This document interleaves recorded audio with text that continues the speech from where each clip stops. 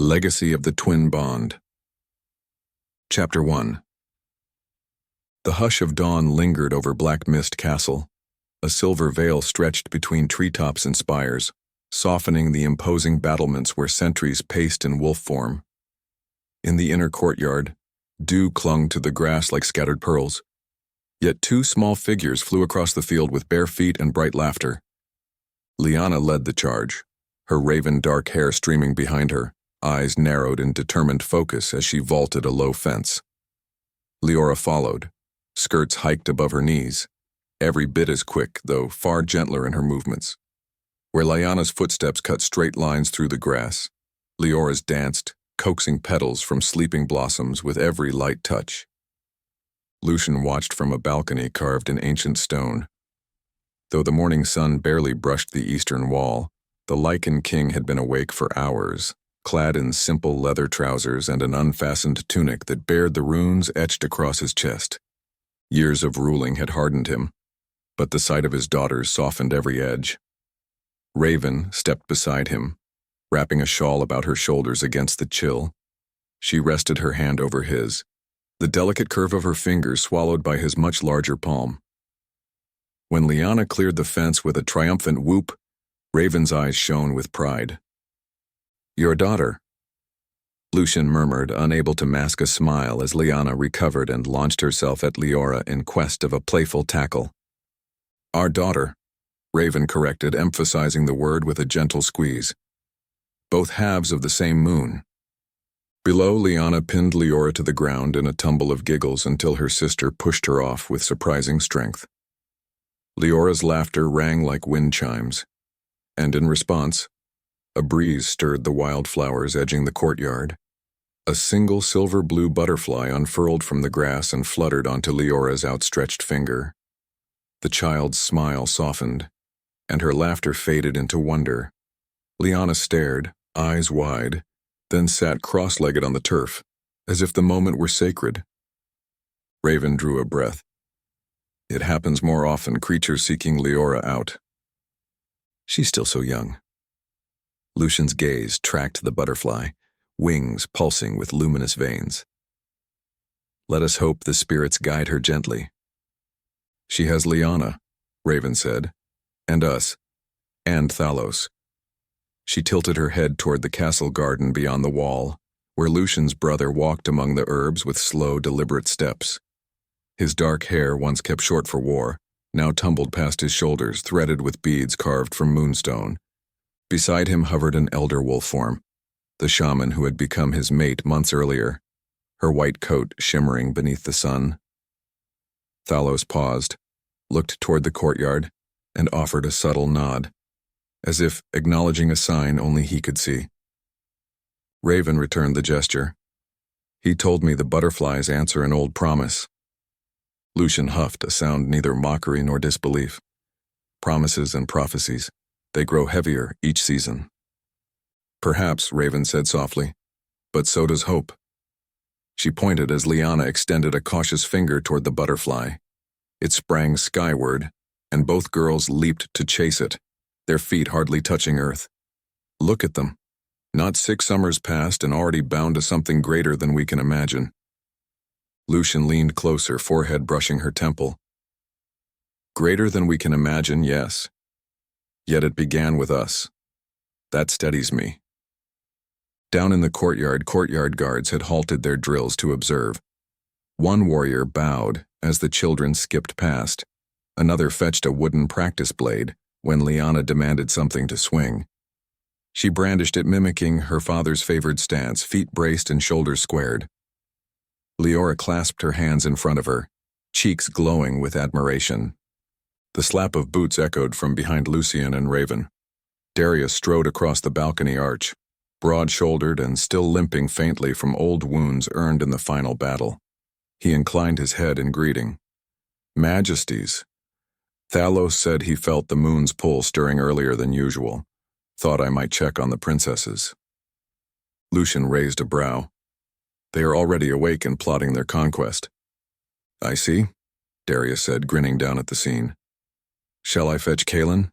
He's itching for sparring partners his own age." Raven's lips curved. Let them run a little longer, they'll tucker themselves out. As if summoned by her words, Lyana swung the wooden blade in a tight arc. Liora ducked.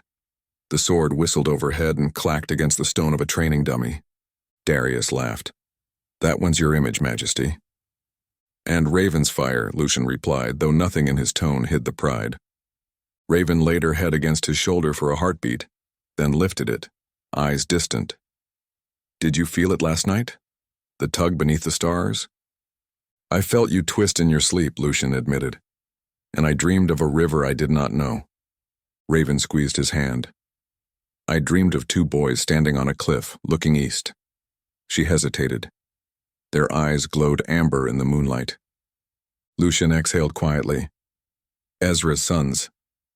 A statement, not a question. "So the prophecy moves," Darius said, voice low. "We always knew the bond would awaken sooner than we might wish." Lucian's jaw tightened at mention of the distant Alpha King, but he nodded. "We will be ready. For now, let them be children." He turned from the balcony. "Come. Breakfast waits, and my daughters grow twice as ravenous each sunrise." Below them, the butterfly soared above Leora's head like a shining fragment of dawn before vanishing beyond the walls.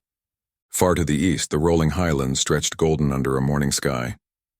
Silverclaw Fortress crowned the tallest ridge, built of pale stone quarried from the mountain's heart. Its walls glittered as if dusted by frost, though summer warmed the land. Within the courtyard, two boys faced each other in practiced stance. Lyrian steadied his breath, muscles coiled beneath a padded vest, spear held vertical. Lucian, his twin by birth and near mirror in feature, balanced on the balls of his feet, short sword raised, grin bright with daring. A ring of warriors, garrison and family alike, formed a loose circle. Ezra stood at the forefront, arms crossed. The Alpha King's presence commanded silence more effectively than any barked order. Beside him, Thalia watched with quiet intensity, red hair braided down her back, a healer's satchel slung at her hip, though no wounds were expected this morning. "Remember," Ezra said, voice carrying without effort, "your opponent is not your enemy. He is your brother." Lucian flashed a mischievous wink. "That depends on whether he wins." Lyrian rolled his eyes but poised for the opening. Kalen, broader and older by 2 summers, served as referee. He raised a hand. "Begin." The clash came swift. Lucian darted in, blade angled low. Lyrian pivoted, spear haft sweeping to parry before driving the blunted tip toward Lucian's chest. Lucian ducked beneath, momentum carrying him to Lyrian's flank. The spectators murmured approval. Thalia bit her lip, fighting the urge to intercede.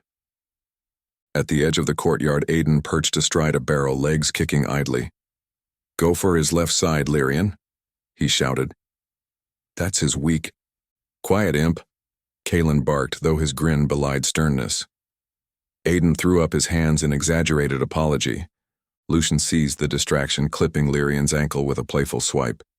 Lyrian recovered smoothly, turning the stumble into a sweeping thrust that caught Lucian's blade and twisted it aside. The sword skittered across the stones. Lucian froze, chest heaving. Lyrian tipped the spearhead toward his twin's throat. "Yield?" Lucian's shoulders drooped, but then a flicker lit his eyes. He lunged and rolled forward, fingers brushing the pavement where his sword lay. As he scooped it up, a faint blue hue shimmered across the blade, brief as a heartbeat, gone before anyone but Lyrian saw.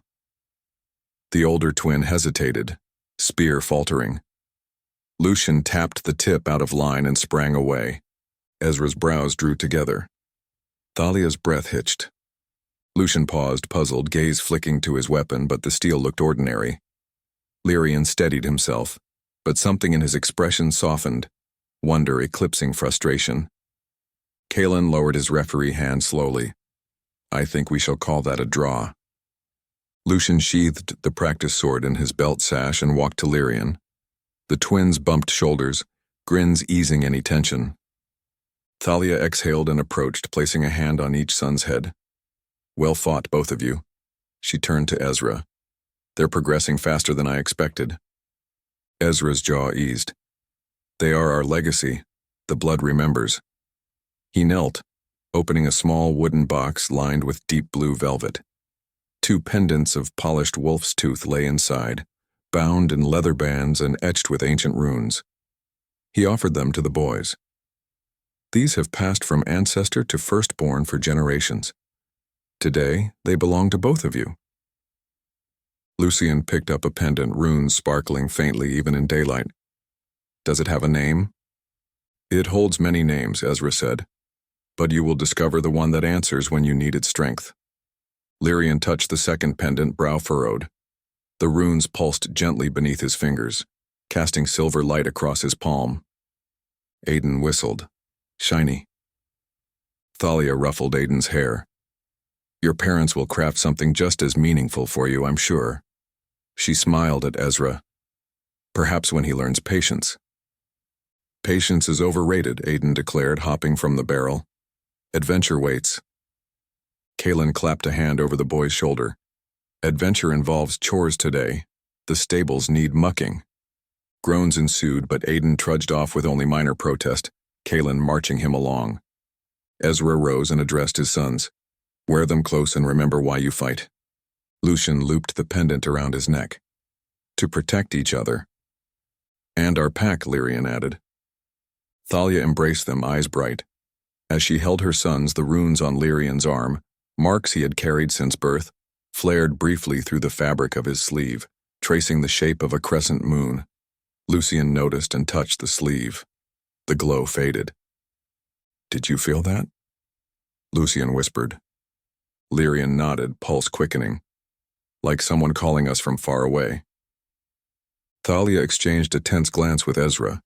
He placed a calm hand on her waist. We will guide them, he murmured, though concern darkened his amber gaze. The day carried on beneath opposite skies, children's voices in courtyards, lessons in halls of stone, distant howls echoing from patrols shifting under a brightening sun. Yet each family felt the same subtle tremor beneath the ordinary, the silent promise of something vast stirring in the weave of fate. Raven's daughters stood in their chamber by twilight, small crowns of woven ivy resting upon their heads. Liora lifted a silver comb from the dresser and began untangling Lyana's hair, humming a lullaby their mother taught them. Lyana squirmed, impatient to return to the courtyard, but Liora persisted until each dark strand lay smooth and shining. You should be patient, Liora chided softly. I should be practicing, Lyana countered. She glanced toward the window where dusk painted the horizon indigo. Did you hear Father? He said we would start sword drills tomorrow. And Mother said we must finish our studies first. Lyana groaned. Lessons on herbs again. They will help you heal our warriors someday, Liora reminded. That is a different kind of battle. Lyana scrunched her nose but relented, turning to braid her sister's hair in turn. Fingers deft, from wielding makeshift blades, wove silvered strands with ease. When the braid was tied, Liora retrieved a small velvet pouch from her cloak pocket. Close your eyes. Lyana obeyed. Something cool slipped onto her finger. A ring of moonstone, smooth as water, set in a braid of mithril.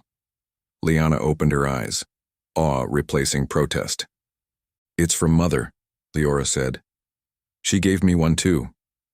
She lifted her hand, showing an identical ring. They're meant to guide us. Lyana's mouth curved in quiet reverence. They're beautiful. We must never lose them, Liora declared, slipping her sister's hand into hers. Moonstone flashed as if catching unseen starlight. That same dusk, the twin sons of Silverclaw stood atop the fortress battlements, while soldiers lit torches along the walls. Lyrian fingered his pendant, runes shimmering with each heartbeat. Lucian leaned against the parapet, hair caught by the wind, gaze fixed on the first star peeking through violet sky. Do you think the stories are true? Lucian asked. That somewhere there are girls born the same night as us, meant to share our path? Lyrian frowned thoughtfully. Mother says the moon remembers what the sun forgets. Perhaps the moon remembers them. Lucian laughed, pushing from the wall. You're getting poetic. I'm getting prepared, Lyrian corrected. If the prophecy is real, we will carry it. We must train harder.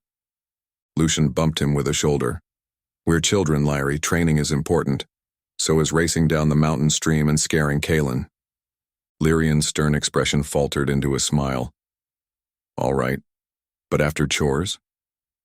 They fell silent, watching torches flicker below. Far across the night, a pale, full moon began its slow rise, the same moon climbing above Black Mist. Thalos stood beneath the great oak at the edge of Black Mist's sacred grove. The shaman, now his mate, sat a short distance away, weaving strands of wolf fur and ivy into charms. Thalos closed his eyes, letting the breeze rustle through leaves overhead. In the hush, he felt the pulse of distant hearts, threads of silver light stretching through darkness. They tugged gently, aligning like constellations yet to be named. He opened his eyes as Raven approached, cloak sweeping the moss. You sensed it too, she said, voice hushed. The boundary grows thin, Thalos replied. Soon the children will see it for themselves. Raven's gaze turned skyward to the moon cresting the hill. We must prepare them. And ourselves, Thalos said. He thought of Ezra's fortress beyond the horizon, and of two boys staring at the same moon. His hand tightened around a string of carved beads. The prophecy's rhythm quickened. All across the realm a hush fell, as though the world, for a breathless instant, listened. Night deepened over Black Mist Castle until the ramparts dissolved into shadow, and the forest merged with sky. Wind curled through arrow slits, carrying the scent of pine and distant river. Raven walked the silent corridors toward her daughter's chamber, torchlight flickering across tapestries that told the ancient line of moon-called rulers. Halfway there, she paused, steadying herself against cold stone as a tremor of power brushed her senses, like the stroke of unseen wings along her spine. She pressed her palm to her heart, breathing through the flutter. Thalos emerged from an adjoining passage guided by the same tug. His eyes were dark pools in the torchlight, reflecting more than the corridor's glow. It grows stronger, he murmured. Every hour the moon climbs, the prophecy quickens. We have waited since their birth, Raven said. Now the thread pulls taut. We must be certain they are ready. They are children, Thalos agreed. Yet children shaped by two realms and more love than many armies muster. Let the prophecy trust that love. Raven's lips curved with quiet gratitude. They resumed together, their footsteps hushed. At Lyana and Liora's door, Raven listened. Quick breaths, fluttering like moth wings, punctuated by the soft creak of bedsheets. She eased into the room. Moonlight pooled across the floor, spilling over two small beds carved from oak. Lyana lay sprawled on her stomach, one arm dangling, fingers grazing the floorboards. Liora slept curled on her side, silver hair loose over her shoulder, face serene. The moonstone rings gleamed on their hands. Raven crossed the room, drew the blanket over Lyana's bare legs, and kissed her temple. When she turned to Liora, she paused. Liora's eyelids quivered, breath catching in the half-whispered cadence of a dream. Raven brushed stray strands from her daughter's cheek. Peace, little one, she whispered. The girl sighed and settled. Thalos lingered at the threshold. They dream of the same flames, he said softly. Even now they stand beside each other in worlds we cannot enter. Raven tucked a curl behind her ear. They are stronger together than apart, even in sleep. A rustle swept the chamber. A single white feather drifted from the rafters to land on Liora's pillow. Neither twin stirred, but the feather shimmered faintly, as though exhaling silver dust. Raven's breath caught.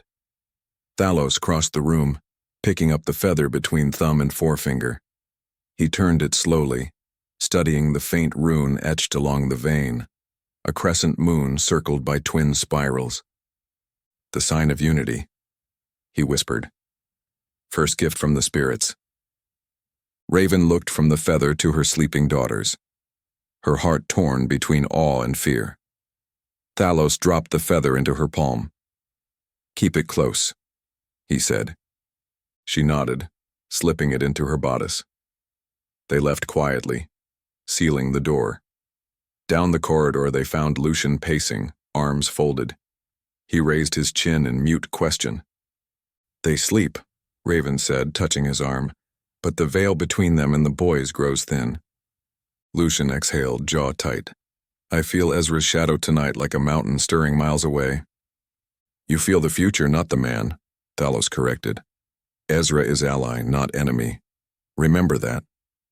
Lucian's gaze softened. "I know, yet a father's heart worries." He threaded his fingers through Raven's. "Come, rest while we may. Tomorrow they begin lessons with the shaman at dawn."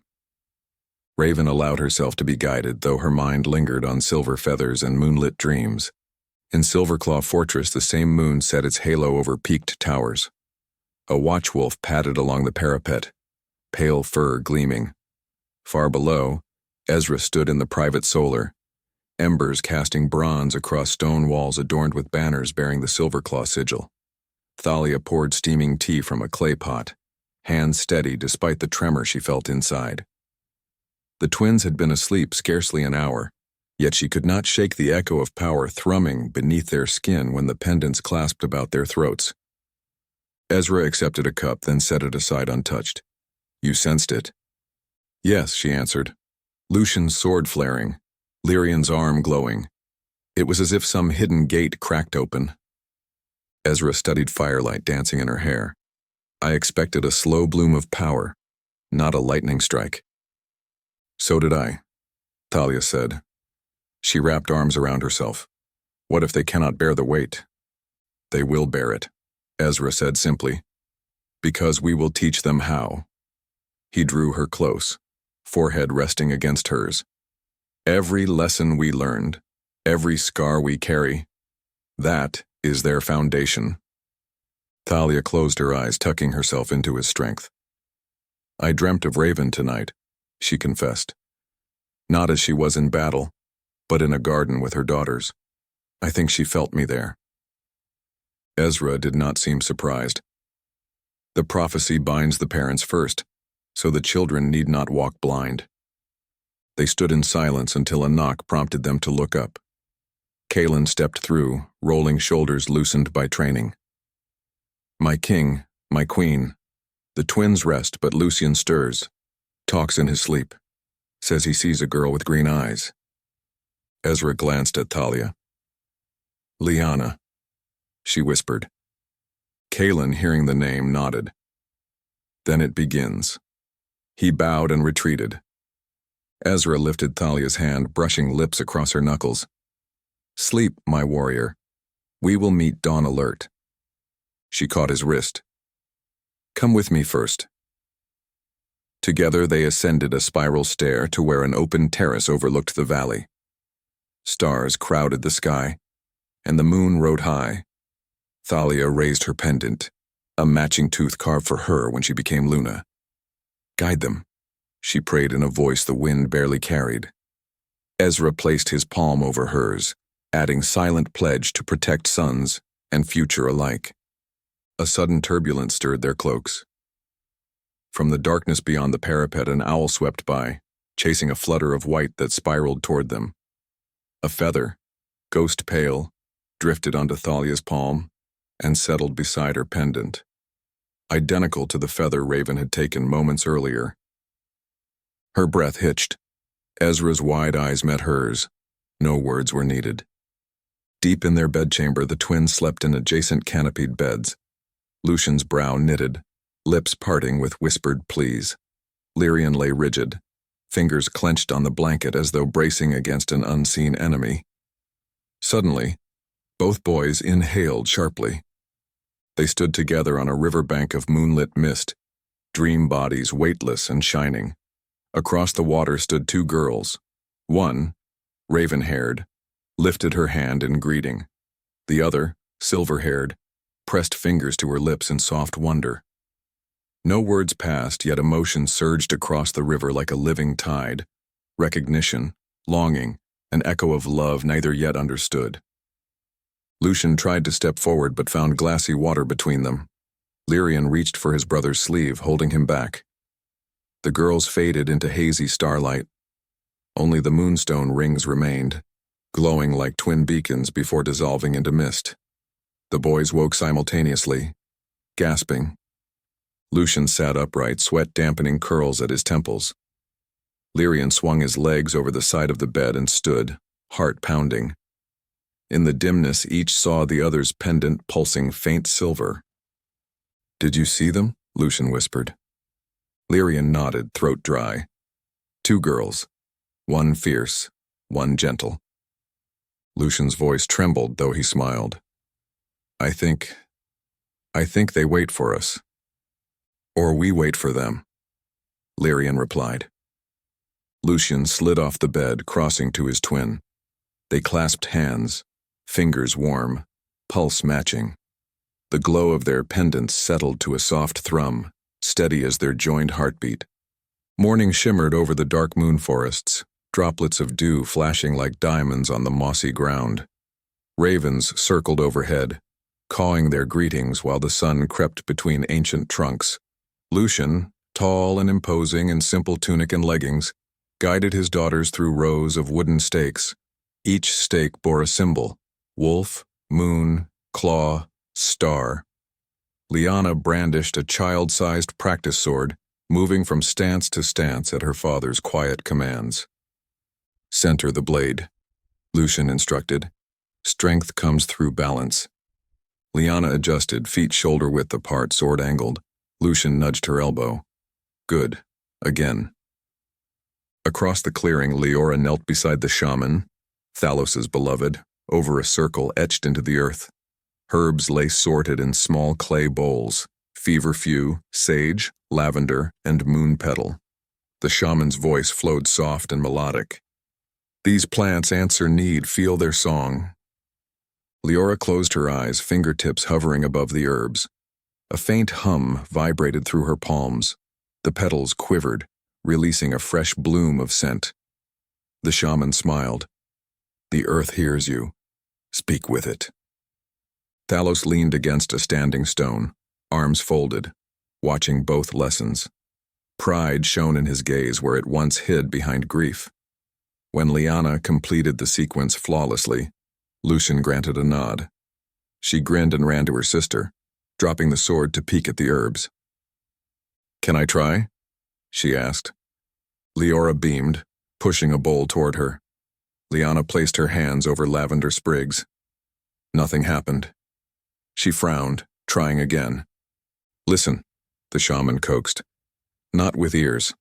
Let the scent carry you inward." Lyana inhaled. Suddenly she felt cool shadow under pines, the hush of forest soil, and, faintly, another presence. Distant yet unmistakable, warm sunlight across stone, the scent of mountain air. Her eyes flew open, heart racing. "I smelled somewhere else," she whispered. The shaman's gentle expression confirmed this was no ordinary day. "You connected across the weave." Thalos straightened, gaze swerving to Raven, who had just arrived with a basket of bread and cheese. Raven looked from Lyana's pale face to Liora's widened eyes. She set the basket aside. "We break for food." Lyana tugged her mother's sleeve as they sat on a blanket. "Mama, I felt them. The boys." Raven's chest tightened. "Tell me." Lyana described stone walls and crisp highland scent. Liora added details from her own dream of a waterfall and training yard.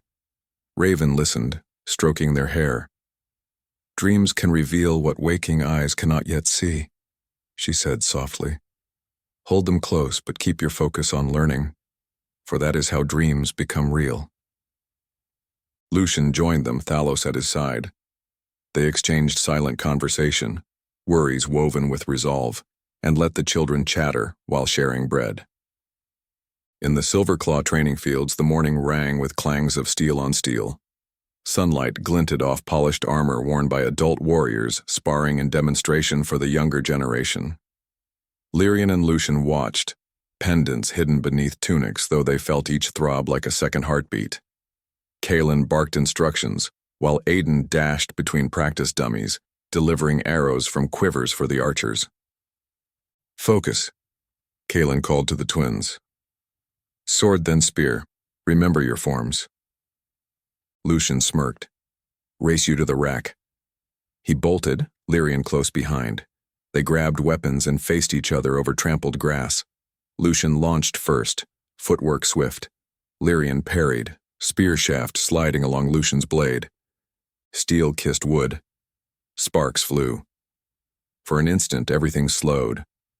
The sun flared brighter, and Lucian glimpsed a girl's face in the gleam on Lyrian's spearhead. Fierce eyes like molten emerald. Startled, he faltered. Lyrian's thrust slipped past and nicked his sleeve. The blade clattered from Lucian's grasp. Kaelin lowered his arms. Pause. He strode forward, lifting Lucian's chin. No injury beyond pride marked the boy. "What did you see?" Lucian hesitated, darting a look at Lyrian. The older twin met his gaze and spoke. "He saw her, as I did yesterday." Kaelin raised a brow. "Her?" Lucian swallowed. "The girl with green eyes." Ezra's voice cut across the field. "Enough drills." He approached, Thalia beside him. "Walk with your mother." He handed Lyrian his sword, silently instructing him to follow. The family slipped away to a shaded copse where privacy prevailed. Thalia knelt in the grass, drawing both sons close. "Tell us everything." The twins described glimpses, scents, feelings. Lyrian ended with, "It's like the moon presses words into my head, words I don't understand." Ezra crouched, the ground seeming to bow beneath his presence. "When the moon speaks, we listen. Tonight we will hold vigil at the altar of silver light. You will come with us, pendants bared. We will seek clarity." Lucian bit his lip. "Will the girls be there?" "Not yet," Thalia said gently. "But the moon may show their path." Lyrian nodded, shoulders squared. "We'll be ready." Aiden poked his head past a bush. "You lot finished with secrets? Kaelin says lunch is ready." Thalia waved him over and tousled his hair when he bounded close. "Let us all eat." As they returned, Ezra placed an arm around Kaelin's broad shoulders. "Your father would be proud," he said, voice low. "Guard my sons through the night vigil." Kaelin nodded solemnly. "With my life." Dusk fell a second time, smoldering gold at the horizon before slipping into violet. At Black Mist, a procession wound toward the hilltop shrine. Raven and Lucian walked ahead, cloaks of midnight blue trimmed with silver. Lyana and Liora followed, each holding a lantern shaped like a crescent moon. Thalos and the shaman brought up the rear with guards. The path climbed among ghost-white birches until it opened upon a stone circle. At its center lay a slab etched with spiral runes. Raven guided her daughters to kneel before the slab, lanterns placed on either side. The shaman scattered crushed moon petal over the stone, the air filling with luminous motes.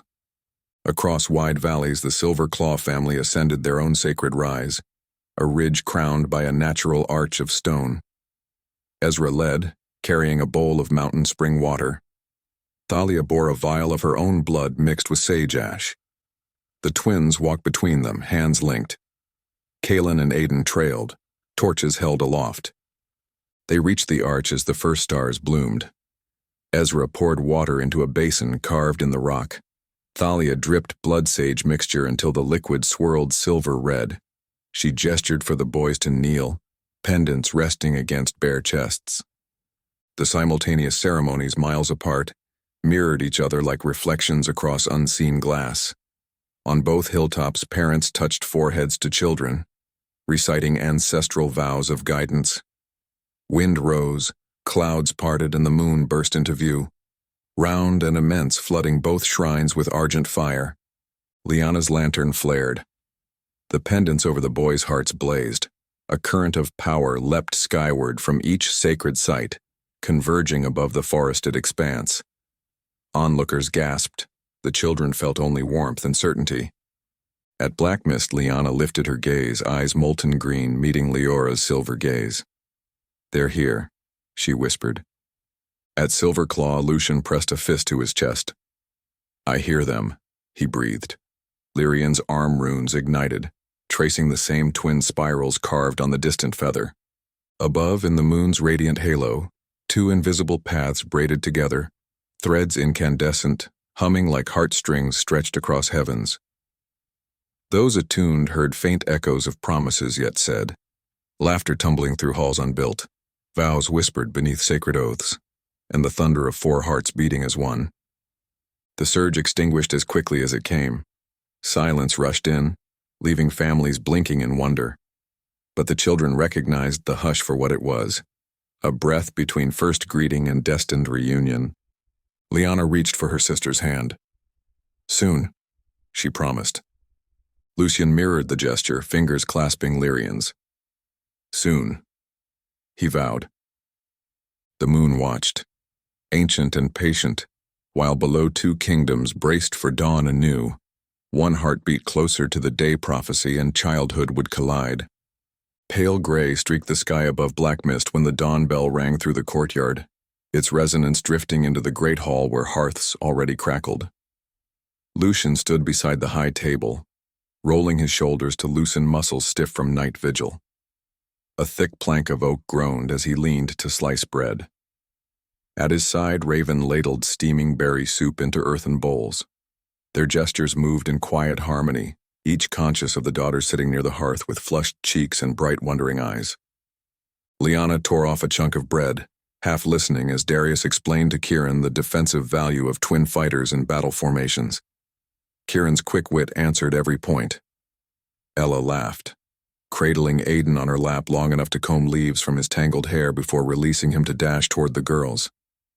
Aiden collapsed onto the bearskin between Lyana and Liora. "You missed everything," Lyana teased, nudging him with her boot. "I miss nothing," Aiden declared. "Kaelin made me fetch torches all night while he stood watch, but I saw the sky light like a forge." Liora giggled. "The moon did that?" Aiden's eyes widened. "You mean you did that?" Raven arrived with the soup. "Eat first, let wonders wait until bellies are full." Thalos and the shaman entered, their silent arrival announced only by the rustle of wolf-hide cloaks. Isara followed, a small satchel slung over one shoulder. Her dark curls escaped a braid as she bowed to Raven. "I hope to examine the girls," she said, "if they are willing." Lyana straightened, proud to be treated like a warrior. "We're not hurt." "Even warriors submit to healers," Isara replied gently. She knelt, producing a vial of crushed moon petals suspended in oil. She dabbed the mixture beneath each girl's ear, humming a note that set the liquid shimmering. The scent reminded Lyana of the Dream River. Liora saw in her mind's eye the starlit cliff from her own vision. Isara nodded at Raven and Lucian. Their auras hum at perfect pitch. Whatever happened last night opened channel safely. Darius sighed in relief. And yet the path ahead is steeper than any mountain. Lucian's gaze moved to Kieran. "When the girls begin advanced combat, I will want you at their side. Your calm steadies Lyana's fire." Kieran inclined his head. "It will be my honor." Ella squeezed Kieran's hand, then rose to pour more tea. She offered cups to Thalos and the shaman, who accepted with solemn thanks. Lyana watched the ritual of adults trading quiet words over steaming mugs and felt a tender ache. Some part of her reaching outward, searching that distant riverbank for a boy who understood the same ache. She found Liora already staring into the flames, moonstone ring glinting. Lyana whispered, "Did you feel them wake?" Liora nodded. They were startled but brave. The Sisters of the Flame, the oldest lore keepers, would have told them such sensing across distance came from threads woven before birth. Yet children did not need explanation. The certainty simply lived inside their bones. Lucian clapped for attention. "Lessons begin once shadows shorten. Aiden, escort Lyana to the yard." Show her how to braid a grip thick enough for her hands. Aiden puffed his chest. Follow me, Princess Blade. Darius chuckled as the pair bounced out. Liora lingered with Raven, Isara, and the shaman to gather herbs before joining them. Outside, the dawn breeze carried fresh pine into the yard where Kalen sparred with stone-weighted training blades. When Lyana arrived, he broke stance to offer her one. She hefted it, arms quivering. Kalen nodded approval. Feel its weight, let it teach you patience. Lyana lifted, swung, missed the dummy, and nearly lost her grip. Aiden squawked encouragement from the fence. Kalen guided her stance, broad hands steady on her elbows. She tried again. The blade thudded into straw. Liora appeared, clutching a bundle of lavender. She pressed a sprig behind her sister's ear, murmuring, for calm. Lyana inhaled, steadied, swung once more, this time slicing straw clean. Kalen raised his brows. Across the yard, Lucian saw and nodded. Far east, dawn spilled across the mountains like cascading silk. Inside Silverclaw Fortress, the Vigil Watch crowd dispersed as Ezra and Thalia led their sons down a narrow corridor. Candles guttered in iron sconces. Incense coils smoldered beneath ancestral masks mounted along the walls. At a bronze door engraved with wolf forms, Ezra pressed his palm. The door swung inward on silent hinges, revealing a chamber bathed in the pale shimmer of quartz lanterns. An elder healer named Galen awaited. His white hair haloed a lined face, but his back remained straight as any warrior's. He beckoned the twins to sit atop a raised dais shaped like twin spirals. Lucian settled eagerly. Lyrian sat with measured grace. Galen passed his hand over Lyrian's forehead. Close your eyes. See what the rune upon your arm seeks. Lyrian removed his tunic sleeve, revealing runes still faintly aglow from the ceremony. He inhaled slowly. A hush fell. The lanterns dimmed until the chamber held only breath and pulse. Lyrian's runes flared brighter, then projected an image onto the wall. Two intertwined branches, one dark as night and one silver as dawn, sprouting twin blossoms. Thalia pressed a hand to her lips. Ezra's grip tightened on his sword belt. Galen murmured, "The branches stand for bloodlines now bound." He turned to Lucian. "Your turn." Lucian's pendant warmed against his chest. Closing his eyes, he touched the wolf tooth. A soft wind stirred, though no window opened. The pendant projected golden sparks swirling into the outline of a heart divided by river water. Two halves drifting toward each other. One half bore an emerald star, the other a pearl crescent. Lucian's eyes snapped open, tears pricking kindness rather than sorrow. He whispered, "They're real." Ezra exhaled, "We believe you, son." Lyrian reached for his twin's hand, their fingers clasping. Galen stepped back. The runes speak of convergence. The halves separate only so they might fit clearest when joined. Ezra knelt. "Listen now," he said, voice low. "Your training becomes more than drills.